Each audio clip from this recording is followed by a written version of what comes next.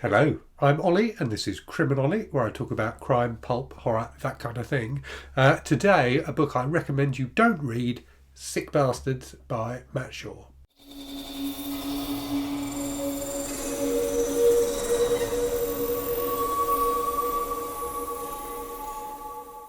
Now, I normally try and be quite positive with my reviews on the channel. I normally try and talk about books I've enjoyed because, for me, part of the point of the channel is to share good books with, with other people, and to make recommendations about books I think people will enjoy.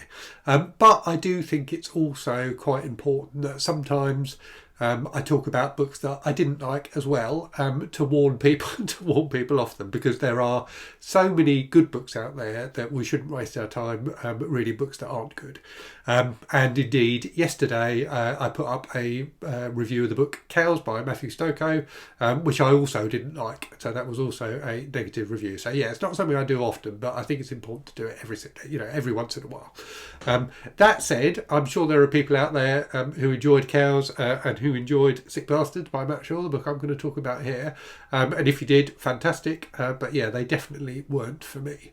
And I think they both come from a similar school of kind of modern horror, which is about being as shocking as possible, and which kind of values shock and explicitness over anything else.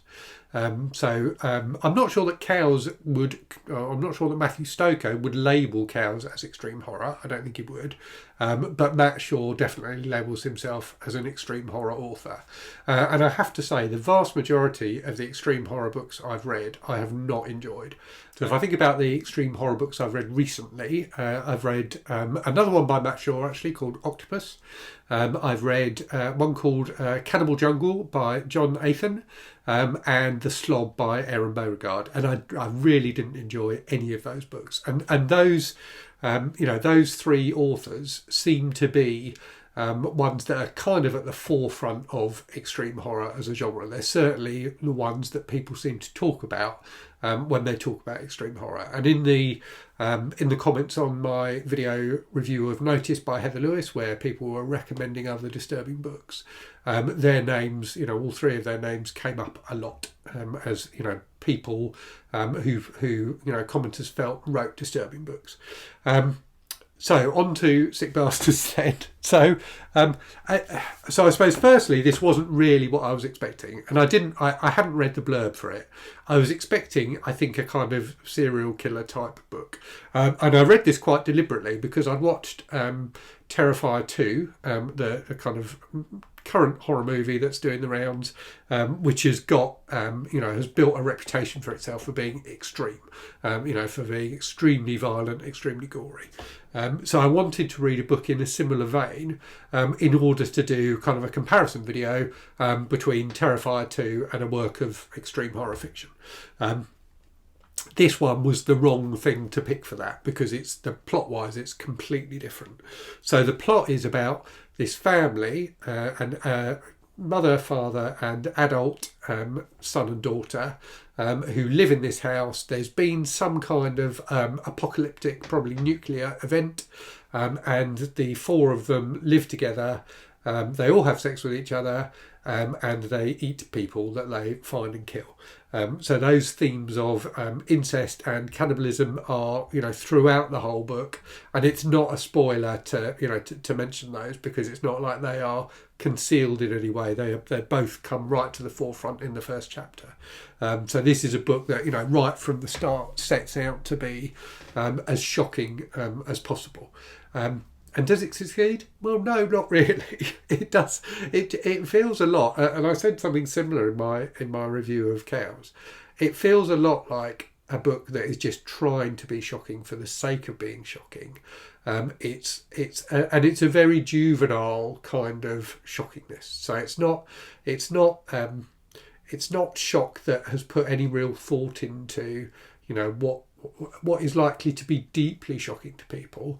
They've, Matt Shaw, it seems to me, and as I say, if you're a fan of his, then that's fine. But it seems to me that he just has made a list of things that buzzwords for shocking content, incest and cannibalism, clearly being two, and has just woven those into a not terribly good story. So there is kind of a twist. Well, there is a twist at the end of this book, but it's so pointless.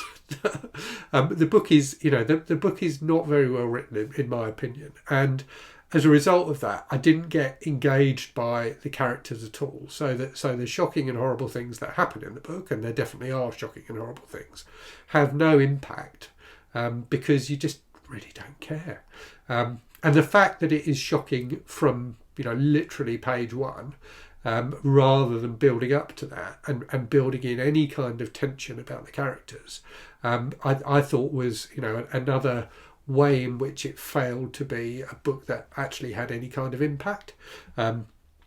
So it was an easy read. I read it in I think about 2 hours, but it felt like despite the fact it didn't take me long to read, it felt like a waste of my time. It felt like a very pointless book that was just trying to be extreme and disgusting for the sake of it, rather than with any purpose. And as I say, I am going to do a review comparison of Terrifier 2 and kind of extreme horror fiction, because it seems to me that just tends to be what happens in extreme horror fiction. And I think it's a way because there's no special effects involved in books, because it's just one person. You can write whatever you want in a book, no matter how extreme and graphic and ridiculous. Readers, if they like that sort of thing, can read it. And it's similar to the book The Slot by Aaron Beauregard. There's things that happen in that book which are like physically impossible, but because it's just a book, it kind of works.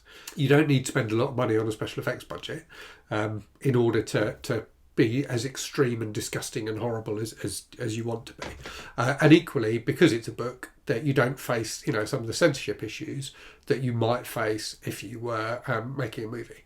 And so I think that's why there is this market for extreme horror, and why people like Matt Shaw can I'm assuming he makes some kind of living at it. He's certainly written a lot of books, and those books do get talked about, so people are definitely reading them. But yeah, it seems to me a very lazy kind of horror, in that it's just about being as explicit as possible, rather than weaving anything psychological into the horror that actually makes it have a lasting impact on the reader. So for me, whilst it was definitely an extreme and explicit book, it was not in any way a horrifying book, because it just goes for the gross out at the first opportunity.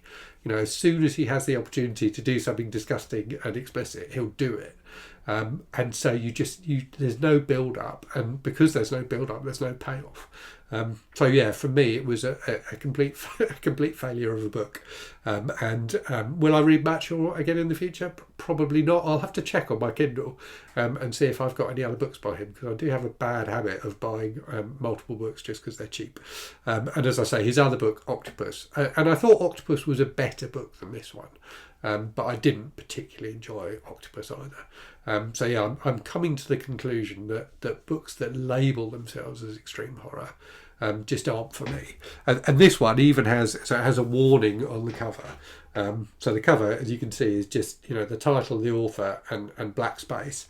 Apart from this warning, which I think is in red, if it were in colour.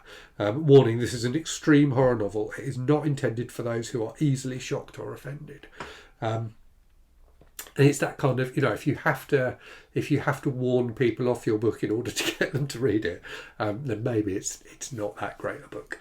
It feels like a cheap marketing gimmick as much as anything else. But clearly, he sells a reasonable number of books, so there are people out there who enjoy that kind of thing. And if you're one of them, as I say, fair play to you. So time for a random book from the shelves.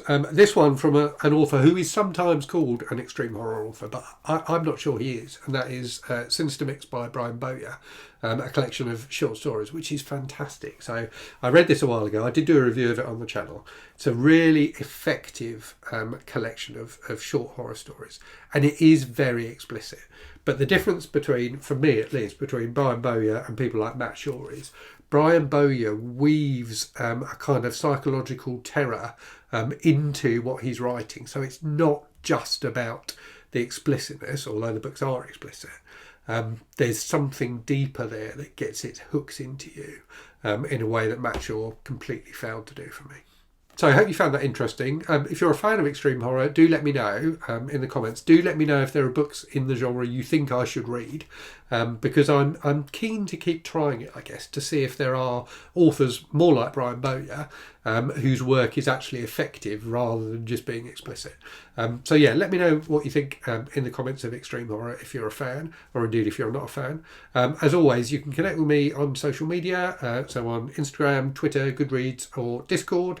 The links for all of those things are in the About section for the channel. And as always, thanks very much for watching. Hope you're safe and well. Hope you're reading good stuff, and I'll speak to you again very soon. Cheerio.